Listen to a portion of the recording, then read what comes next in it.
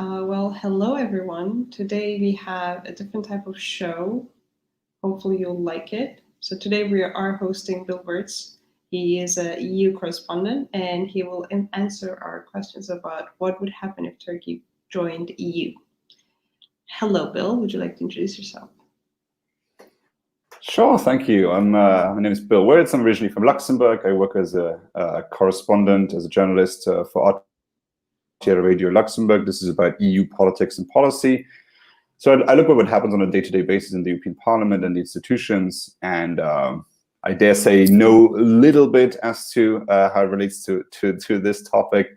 The conversation in Turkey has been ongoing in Europe, so I hope to give some insight into that. Great.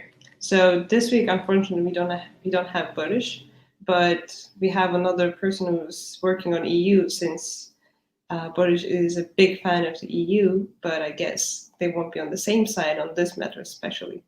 So I'll continue with some of the topics. So the thing is, we said the way we talk about this stream today was that what would happen if Turkey became part of the EU? So what would you like to say about that first? Yeah, so first of all, it's not the first time we have that conversation in the European Union, obviously. I mean, Turkey has been an accession candidate for quite a while now. And I think in order to understand, and I think it's fundamental, in order to understand the background as to what it means for Turkey to join the European Union, if it ever were to do so, is how did the mentality in Europe towards Turkey change? So I think a good moment in time would be the year 2005.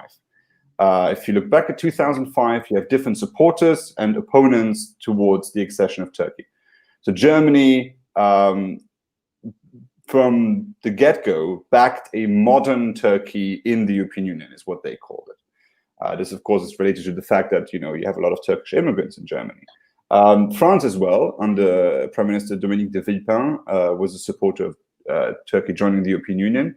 That narrative shifted under Sarkozy, who went by popular opinion, which was very much against Turkish accession. And then the highest no rating back in 2005, that would be Austria. Austria, it's important to note, back then had sort of a right-wing / far-right government. Biggest supporters would be Italy, and especially the UK. Tony Blair was, and still is actually, a big proponent of Turkey joining the European Union. Poland had different reasons. Interestingly, Poland, there you can really see that the world was a very different one in 2005.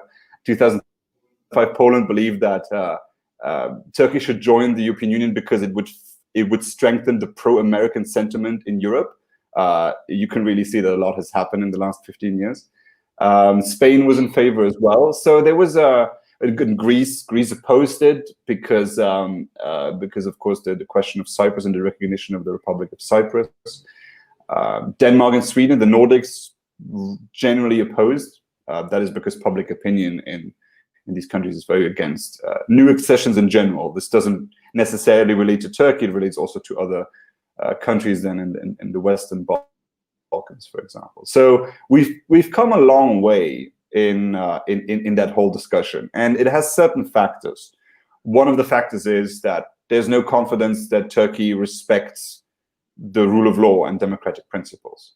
The other is a foreign policy argument. So we don't want to have an EU border in Iran, for instance, or Lebanon, or Syria, and so on. The other argument, of course, is a cultural one, which has grown over time. Being, for instance, that Turkey is a majoritively Muslim country, and unlike a country like Albania, which has been in the discussion, it's a country with a large population, and sometimes like a lot of the population being very religious, unlike Albania, which is far more moderate religious than Turkey. So there's certain factors. Far more moderate than Turkey, based on your. Albania, you mean? Sorry, I didn't catch that. Yes. Yeah, Albania. If you've ever been to Albania, you can really see that there's a certain pragmatism involved in the adoption of religion. When the Ottoman Empire colonized the region, they put people in front of the choice to either adopt Islam as their religion or pay a tax, and the Albanians chose Islam.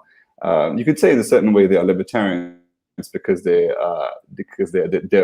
willing to forego certain principles in order to not having to be their money stolen from the government. So I can empathize with that to an extent, which has led to the fact that people in Albania and Kosovo today are Muslim, but not particularly religious. They are religious in the same way that most people in Western Europe would say that they're religious. They say that they're Christian, but they're secular in every imaginable sense.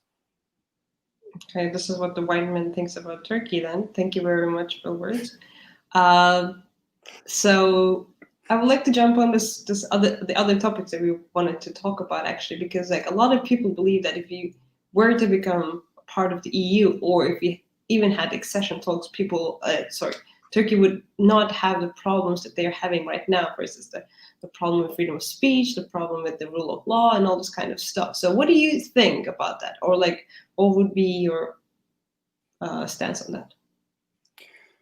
So there's a couple of misconceptions about the European Union and what it tries to achieve. I think one thing you could start by saying is that Turkey is already a member of the Council of Europe and has signed the European Conventions on Human Rights, which means that a Turkish citizen who has been found guilty even by the Supreme Court of Turkey can go to the European Courts of Human Rights in Strasbourg and get an appeal. Signing this convention, ratifying the convention, or being part of this system of jurisdiction hasn't improved the situation of human rights in Turkey by one bit. It has been a part of the Council of Europe prior to 2016, and since the situation of human rights has been going down in Turkey since 2016, it has had no impact on that whatsoever. So putting the same expectation on the European Union, which system of jurisdiction is roughly similar, and also principles of human rights are roughly similar to that of the Council of Europe, is a high expectation. When you join the European Union, you need to respect something called the Copenhagen Criteria. The Copenhagen Criteria they're not a rule book with specific points you need to check. It's rather like a general principle of democracy and rule of law, but the interpretation of that is very political. It's not the court that will decide on this. So you will have to respect these while joining. So it's important to note that if Turkey were to join, the countries that accepted it already decided that it respected enough of the democratic and rule of law principles. Thereby, it wouldn't be a problem by the time it joined, right? So if you expect for Turkey to join the European Union and then for improvements to happen, well, the European Union expects you to do these improvements prior to you joining in the first place. So this is not a mechanism whatsoever. Also, I would also remind people that we have already fairly questionable members in the European Union when it comes to the rule of law and the situation of democratic principles. You know, we have countries like Romania and Bulgaria and Poland and Hungary, all with their own problems. I mean, Romania, for instance, just basically legalized corruption. I mean, under a threshold of 2,000 euros, it's not illegal to bribe a public official in Romania, which would seem very odd if this were to happen in Turkey. So, again, this is not a one-size-fits-all solution. And if you're joining the European Union to improve your situation, that is just not what the European Union is for. And it's I think people would be disappointed if that were their goal. Then the libertarian part of me asks if Europe is not their institutions, and if Europe can't even, let's say, force their own institutions on the member states, what is it for? Well, the European communities were started as an economic cooperation. The idea was to overcome customs and economic barriers and tariffs and so on, so that countries are incentivized to work together in order to start wars. The components of rule of law and democracy and human rights were only introduced much later, when we started what is now known as the European Union in 1992. So that is a fairly recent development, and one that was only introduced as a principle, especially leading up to the enlargement of the EU in 2004. So prior to 2004, the Czech Republic, Hungary, Poland, all were not a member. We, after the fall of the Berlin Wall and the fall of communism, either we pushed these countries away by not accepting them into the EU, which means that they might stay with Russia, or we accept them into our midst. And in order to underline the necessary changes that had to happen in these countries post-communism, these fundamental principles became more important, and these criteria became more important. But they were never, but these countries were already becoming more liberal. It was sort of understood that this was the case. These criteria and these systems were never made to make a country more liberal. It was never designed for a country the size of Turkey and the history of Turkey to get improvement and to release political prisoners or whatever the priority may be in Turkey. It was never designed to do that. So again, it's a big expectation from an organization that's not really designed to fulfill this goal. Correct. I think that actually answers a lot of people's questions about, at least, they losing their hope towards the EU and the EU institutions, why they're not helping the deterioration of different institutions in Turkey. But I guess that kind of explains why EU cannot do all that much about Turkey's situation right now. We can not even do much about the situation of our own members. We have something called the Article 7 procedure, where we can sanction member states if they don't respect rule of law principles. So this is when the question of Hungary. So Hungary has considerable free speech problems right now that make it difficult for journalists and universities to operate. But the only thing the European Union can actually practically do is take their voting rights away in the European Council. That is really the only thing you can do. There have now been tries to link EU money to rule of law principles, but we're miles away from even being near to accomplishing that. So again, it's not a UN peacekeeping mission, and that one's already pretty inefficient. So yeah. All right, fair enough. So I would like to ask you a couple of questions, like, what if Turkey became a member of the EU in mid-2000s? Well, what are the things that would practically change for Turkish citizens, people who live in Turkey? Wow. So practically, so there's a couple of things that happen when you join the European Union. First of all, you become a member of the region in which you can freely move. Now, I would like to make a distinction for people to understand that there's a difference between free movement and the Schengen Agreement. There's often some confusion about that. Free movement means that you can live and work in any of the EU member states, including also some associated members such as Liechtenstein and Norway and Iceland. Schengen means that this is a treaty that you can also join if you're not part of the EU, which, for instance, is something that Switzerland has done, which gets rid of customs control. So that means that there's no border. You can walk from Lisbon to Tallinn without answering the question, business or pleasure, right? So, but joining these is a normal procedure for joining the European Union, but it's not practically happening immediately. So let's say Turkey would have joined at the time that Romania and Bulgaria joined in 2007. Right.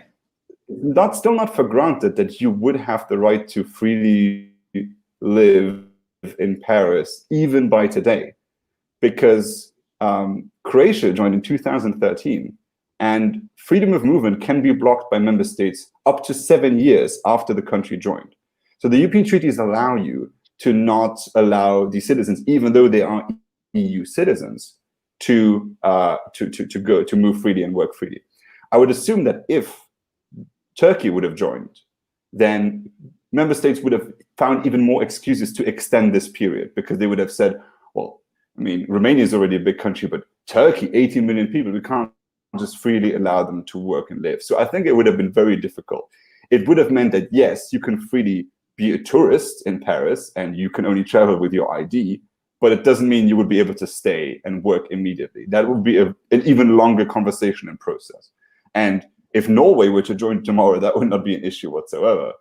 But Turkey is a bit of a different conversation, because we're talking about more people, and we're talking about significant disparities between the income level of Turkey and countries in Western Europe, for example. I see. So we don't have Barış today, but his comments are here. He is one of the biggest tax burdens for the EU citizen, and he knows himself. And he's saying that it would be more tax burden for the EU citizens, rightfully so.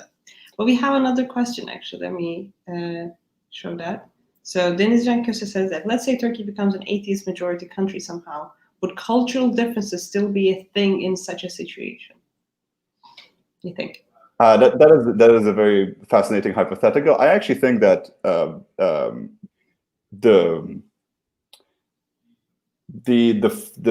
early days of the First Republic of Turkey, the cultural mindsets of people would actually be way more suited in the conversation in the European Union for that version of Turkey to join, even though there were considerably other problems that would pose an issue. But yes, I think that in opinion polls, which is still what politicians go by for the most part, the main argument to be given that Turkey should not be a member is because it's a Muslim country. And this has only been emphasized since the early 2000s by the fact that not only are you a Muslim country, but you also have a Muslim government with the specific aim of making the country more religious, or at least towards the outside, underlining the religiosity of the state and its people. So that has also been a significant factor in the degradation of the accession talks. Like, Turkey is further away now than it's ever been from joining the European Union. And there's a lot of reasons for that, but I think that cultural aspect in public opinion, at least when you ask people on the street, should Turkey join, that is the main reason they give for why they don't want that to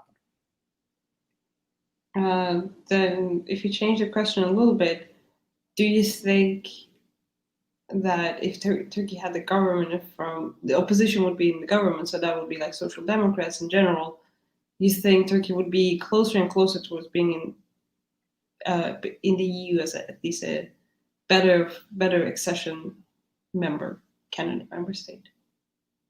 A couple of things need to be said about that. Well, first of all, yes. I mean, the short answer is yes, it would certainly help, especially if it's paired with the political reforms that are necessary to get there. And if political prisoners are released and journalists are released, which I would assume if the main opposition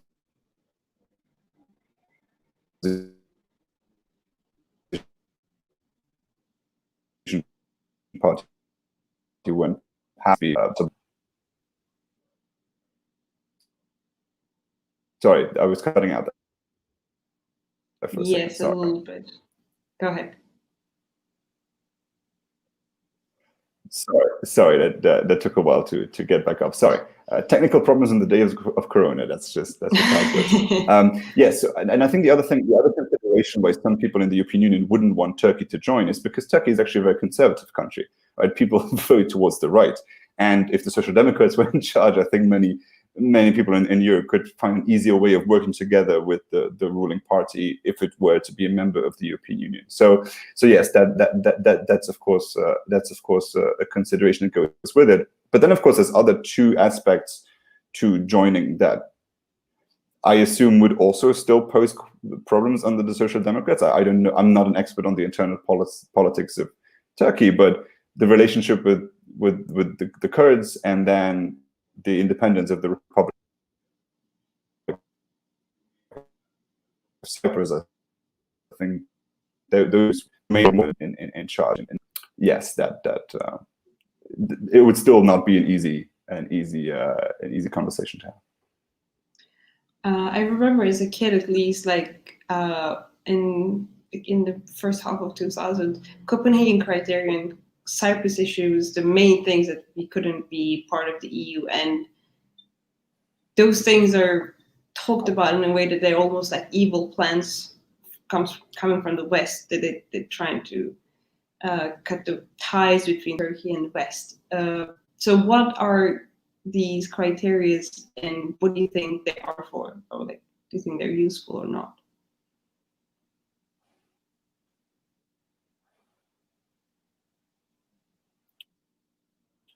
So I was cutting out there for a bit, but as far as I heard, I talk about the Copenhagen Criteria. I can list a bit. I hope that answers the question. I can list a bit what they are and what they're trying to achieve. I mean, so if you read the Copenhagen Criteria, I have them in front of me. Actually, I pulled those up because I knew they would be coming up. It is, so you have political criteria. Political criteria: the stability of institutions, guaranteeing democracy, the rule of law, human rights, and respect and protection of minorities. Right. So again, these are general principles. The Copenhagen criteria don't go further than that. And then you have, at least in the political realm, then you have economic criteria, a functioning market economy, and the capacity to cope with competition and market forces. And then you have administrative and institutional capacity to effectively implement the acquis. I will get into what that is, and ability to take on the obligations of membership. So the acquis is basically the avalanche of rules and regulations that the European Union has. So the acquis communautaire is basically all the EU law that exists, and are you able to accept these rules and to implement them into your national legislation? I mean, that's the easier of the three criteria. The other one is fairly arbitrary. I mean, ultimately, it's the countries that have to vote on your membership that need to decide whether you are apt to join. You have to understand that in the European Council is the body that represents the member states. So it's either the prime minister or the president of that country that sits on the European Council. So every country has one vote. If one country says no, it means that a new country cannot join the European Union.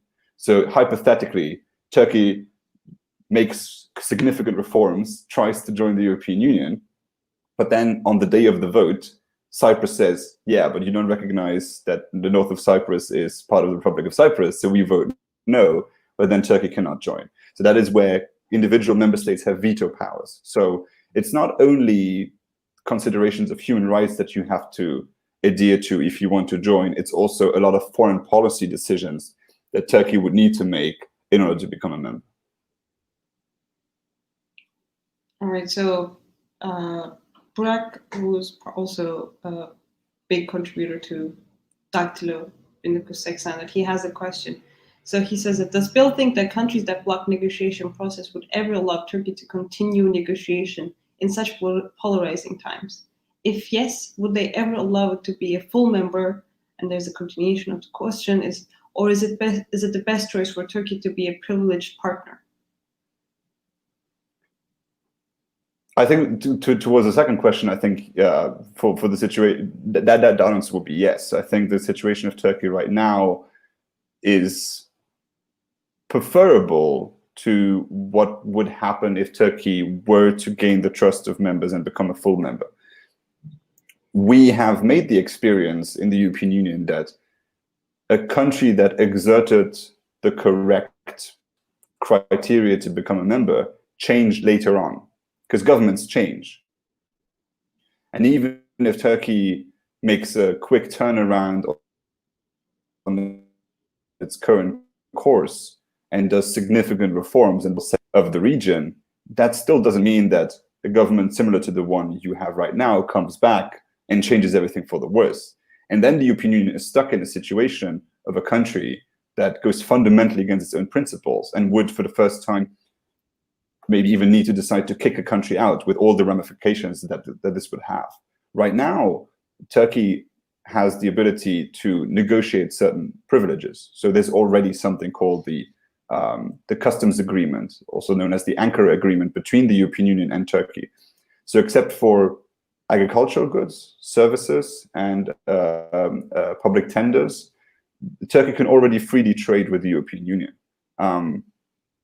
There's also already all types of corporations like Erasmus, and I know that Boris has been a beneficiary of these programs already. So there's all types of programs that Turkey can participate in without being a full member, and I think that is beneficial. I think that if the government were to act in the interest of people, it would also argue for more cooperation agreements when it comes, of course, to travel, so that people can travel without a visa, as they already can coming from Georgia or Ukraine.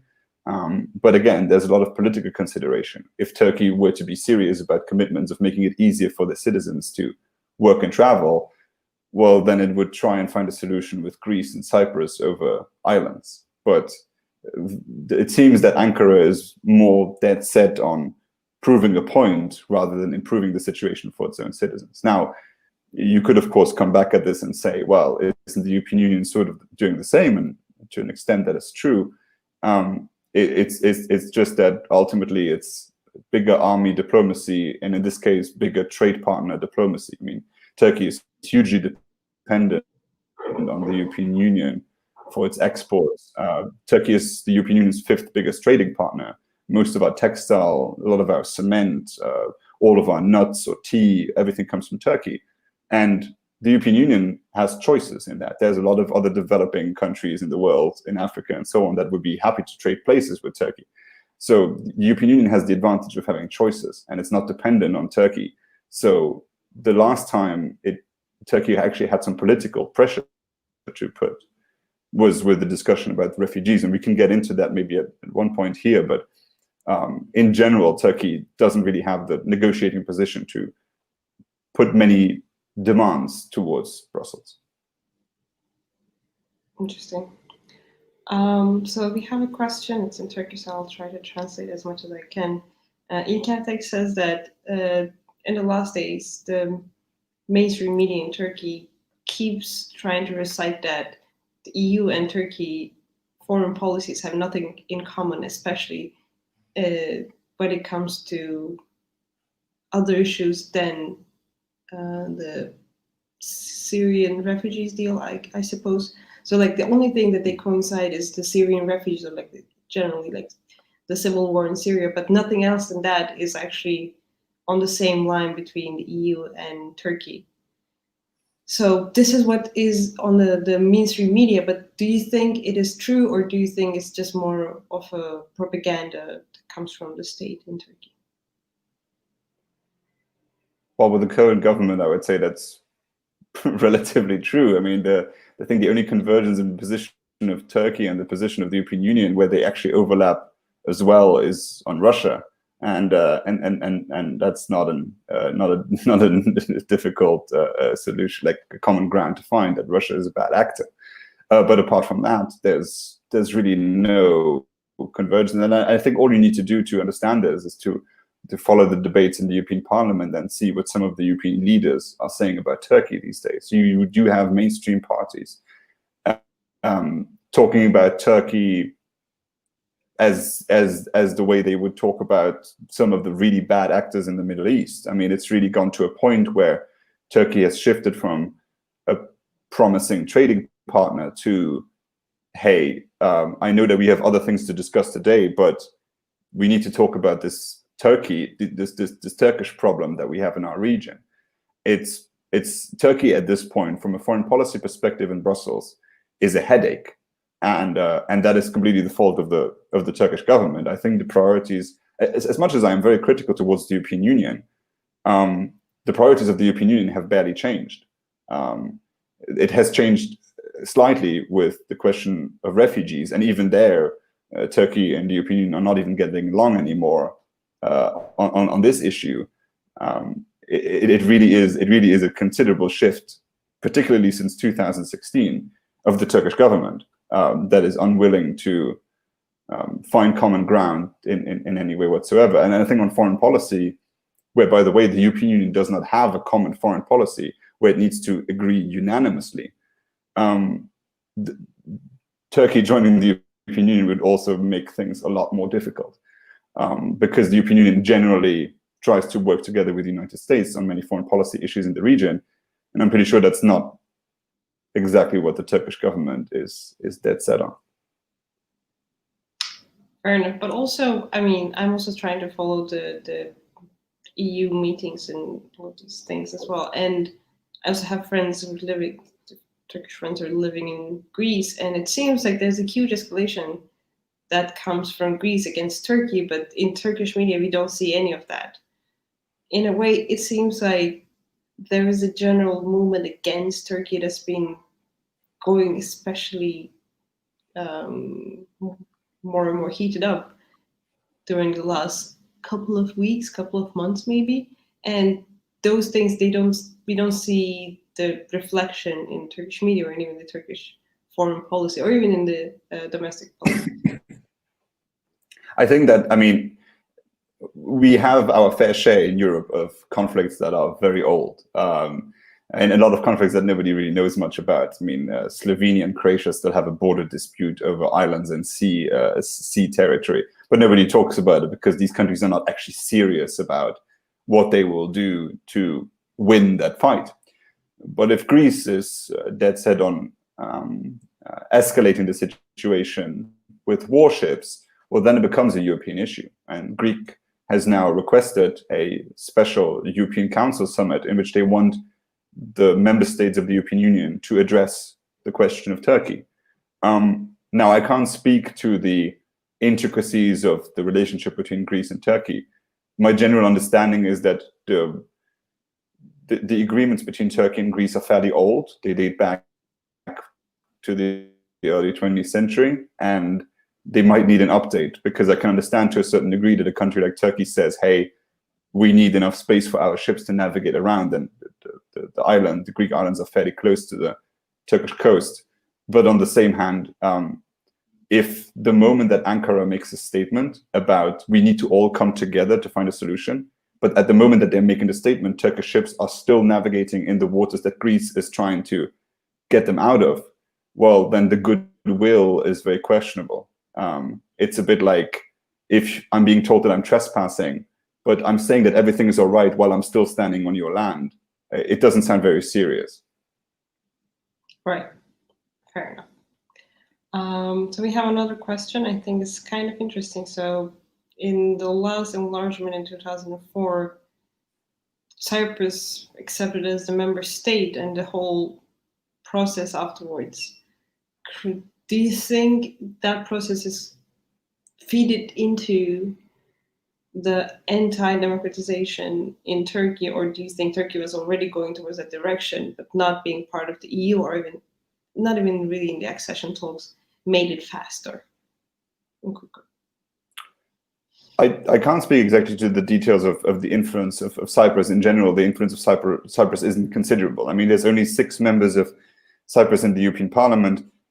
The president of Cyprus is a pretty insignificant member of the European Council. He's rarely heard of, and he generally sides with Greece on all the financial budget issues and so on. It's not really an important country. It's actually the last time Cyprus was big in the news in the European Union is during the financial crisis, when we thought we'd had to bail them out, and then later on when Germany and France said that it's a tax haven that we need to root out. Other than that, Cyprus isn't of particular concern to most people in Brussels.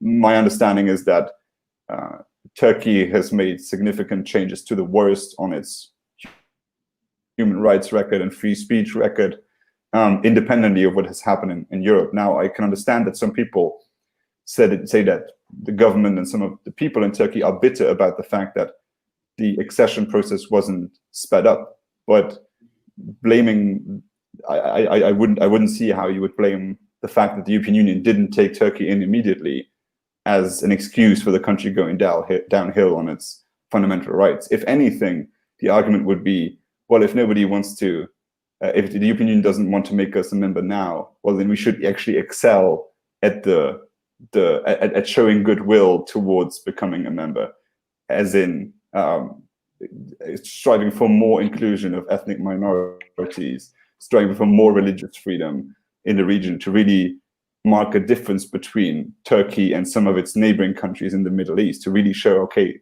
this is a different country. But Turkey has done the exact opposite, and I think that that's really the reason to blame. I see a lot of fault in what the European Union does. I also believe that the refugee deal that the European Union concluded with Turkey was an absolute mistake and exerts some and displays some of the worst instincts of European politics. But the situation why Turkey can't join the EU on an institutional level is completely the fault of Turkey.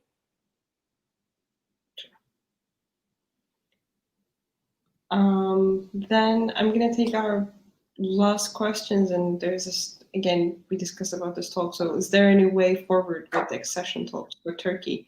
That seems like a beating the dead horse at this point, because you explained many times during this stream that Turkey really doesn't have any chance at this point. But still, a lot of people, even after you explained the European institutions cannot help Turkey become more democratized.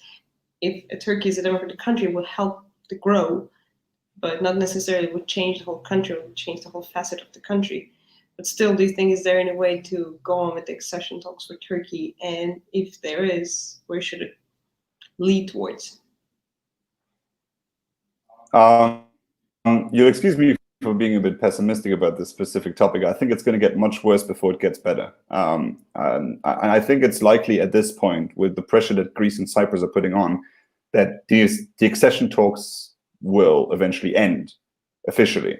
I mean, they have been unofficially ended for a while now, for about 4 years now, but they will officially end. And with that will also end the accession money that is being sent to Turkey, which we're talking about quite significant sums. I was just going to tell you about that, because Turkey is... Go ahead, sorry. So you go ahead, you know the numbers probably. I don't exactly remember. I think it's 4 billion euros every year that Turkey is receiving from the accession talks money. And Turkey is the biggest receiver of these funds, followed by Serbia, as much as I remember. So getting rid of that kind of helping funds, I guess, with this current economic crisis, let's say current economic situation in Turkey, is not going to help all that much. Yes, I think the current economic situation is sort of an indicator as to like to what degree there would be interest in the European Union to have further talks. I mean, obviously, having Switzerland join as a member is hugely interesting, not only from an institutional perspective, but also because Switzerland has very high GDP. And the exact opposite is true for Turkey. I think Turkey right now needs to make the government obviously, but of course, population also needs to make some hard choices. There's going to be elections in Turkey eventually.